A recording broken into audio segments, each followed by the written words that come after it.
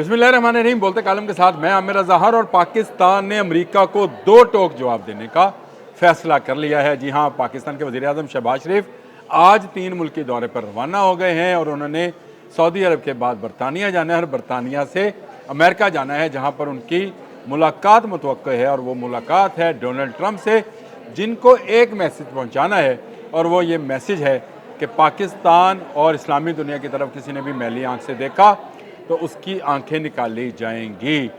जी हाँ, बिल्कुल, ये बात मैं आपको ज़रा माजी के झरोके में ले चलूँ अगर आप कहें तो 2024 था। 18 दिसंबर को अमेरिका ने पाकिस्तान की 4 कंपनीज़ पर, आपको याद होगा, कि पाबंदियाँ आयद की थी और इसके साथ साथ चाइना की भी चंद कंपनीज़ पर पाबंदी आयद की थी। और ये कहा था कि पाकिस्तान इंटरकॉन्टिनेंटल बैलिस्टिक मिसाइल्स जिनकी रेंज 10,000 से ऊपर है बनाने की कोशिश कर रहा है और ये कंपनीज उसमें मावनत कर रही थी। इस हवाले से बहुत सारी रिपोर्ट्स जो हैं उस ज़माने में शाया भी की गई और बहुत सारी रिपोर्ट्स में अमेरिका के थिंक टैंक ने तशवीश का इजहार भी किया और ये कहा, जॉन फायर उस वक्त कौमी सलामती कमेटी के रुकन थे, अमेरिका के नायब मुशीर थे, उन्होंने कहा कि पाकिस्तान जो है जदीद मिसाइल टेक्नोलॉजी हासिल कर रहा है जिसमें ऐसा साजोसामान भी शामिल है जो बड़े रॉकेट मोटरों की आजमाइश के लिए बनाया जाता है। फायलर ने कहा, ये उभरती हुई सलाहियत बुनियादी तौर पर हम अमेरिका को निशाना बनाती है। ये मैं नहीं कह रहा हूँ, मैं आपको उसका रेफरेंस दे रहा हूँ और मैं आपको बता रहा हूँ कि ये उस ज़माने की बात है जब अमेरिका बहादुर ये कहा करता था कि पाकिस्तान जो है मिसाइल टेक्नोलॉजी हासिल करने के करीब है। तो पाकिस्तान मुस्तकबिल में जनूबी एशिया के से कहीं बाहर, यहाँ तक कि अमेरिका को भी अहदाफ बना सकता है। ये बात आपको मैंने बता दी कि जॉन फाइनर ने कही थी और जॉन फाइनर का कहा जो था उस वक्त आलमी मीडिया पर पब्लिश हुआ था। अगर आप कहते हैं तो मैं आपको उसका लिंक भी दे सकता हूँ।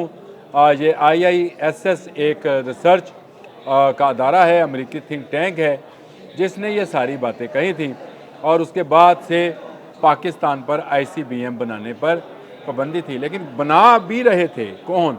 चाइनीज़। जी हाँ, D41 बन रहा था और चाइनीज़ जो थे D41 पर तेज़ी से काम कर रहे थे। ये एक ऐसा इंटरकॉन्टिनेंटल बैलिस्टिक मिसाइल है जो 12,000 किलोमीटर का फासला तय करता है, रवायती और एटमी हथियार ले जा सकता है और सबसे बड़ी बात कि इसकी जो स्पीड है वो आवाज़ से 25 गुना यानी 25 माख है। और ये जहाँ से फायर किया जाएगा वो आपके कुरे में नहीं, यानी कुरा जो आपके इर्द गिर्द हवा और मौजूद है वहाँ से नहीं, बल्कि उससे बाहर हला से फायर किया जाएगा और उसको रोकने की सलाहियत किसी के पास नहीं है। और अब एक ऐसी खबरें भी आ रही हैं कि पाकिस्तान ये D41 यानी बना बनाया मिसाइल और इसका प्रोग्राम और इसके साथ साथ इसकी टेक्नोलॉजी जो है वो हासिल कर रहा है। अमेरिका ने लाख पाबंदियाँ लगाई, अमेरिका लाख कहे, लेकिन पाकिस्तान को इस वक्त एक मरकज़ी हैसियत हासिल है और यह मरकज़ी हैसियत हासिल इसलिए हुई कि इजराइल ने दोहा पर बम दागे। इजराइल पिछले 1.5-2 साल से गज़ा में जुल्म के पहाड़ तोड़ रहा था, लेकिन अचानक उसने कतर पर, जो कि अमेरिका का लाई है, उस पर हमला किया, जिसके बाद मुस्लिम दुनिया इकट्ठी और मुस्लिम दुनिया इकट्ठी क्या होनी थी, पाकिस्तान के पीछे आ खड़ी हुई। अब आपको समझ आएगी कि अमेरिका और बरतानिया का दौरा करने से पहले हमारे वज़ीर आज़म सऊदी अरब क्यों गए हैं, क्योंकि इन सारी टेक्नोलॉजी और सारे दिफाई सलाहियतों के पीछे अच्छा खासा पैसा इन्वॉल्व होता है।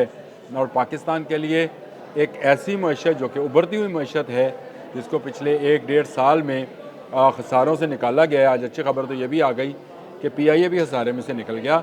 आहिस्ता आहिस्ता इसकी मईशत बेहतर होती चली जा रही है, लेकिन अभी इस काबिल नहीं है कि ICBM जैसे बड़े प्रोजेक्ट्स जो हैं वो पाकिस्तान अकेला बना सके। लेकिन पाकिस्तान की यह खुशनसीबी है कि उसके पास चीन जैसे दोस्त मौजूद हैं। मैंने D41 का नाम लिया, मैं अभी आपको J35 से आगे की बात भी बता दूं और वो है J36। इस पर मैं अलग से व्लॉग करूंगा। और J36 एक ऐसा बम्बार जहाज़ है जो किसी के हाथ नहीं आने वाला है।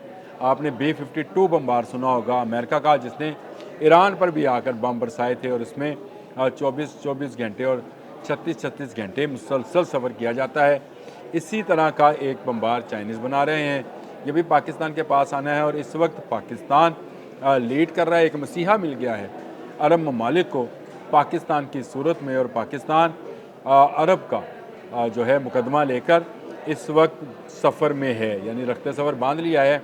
पहला पड़ाव सऊदी अरब में है, फिर यूके में है और उसके बाद फौरी तौर पर अमेरिका जाना है, जहाँ पर ना सिर्फ अक़वाम मुत्तहिदा की जनरल असम्बली से हमारे वज़ीर आज़म शहबाज शरीफ ख़िताब करेंगे, बल्कि ये भी कहा जा रहा है कि वहाँ पर साइड लाइन पे डोनाल्ड ट्रंप से भी मुलाकात मुतवक्का है, जिनको दो टोक कहा जाएगा कि अगर इसराइल बाज ना आया तो इसराइल को सबक सिखाया जाएगा।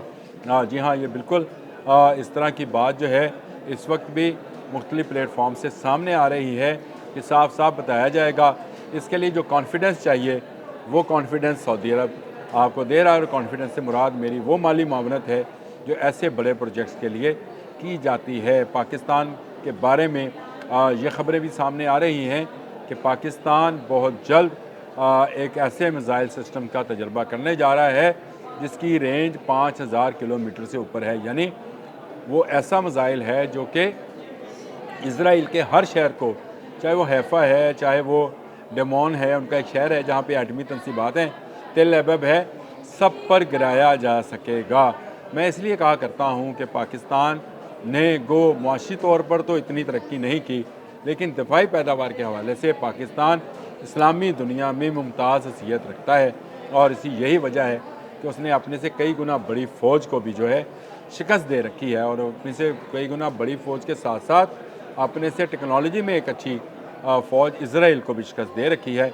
और यही वो कॉन्फिडेंस है जिस कॉन्फिडेंस के साथ इस वक्त तमाम अरब ममालिक पाकिस्तान के पीछे खड़े हैं और पाकिस्तान को लीडर मान चुके हैं, और पाकिस्तान यही पैगामात लेकर इस वक्त पहले सऊदी अरब, फिर बरतानिया और उसके बाद अमेरिका जा रहा है।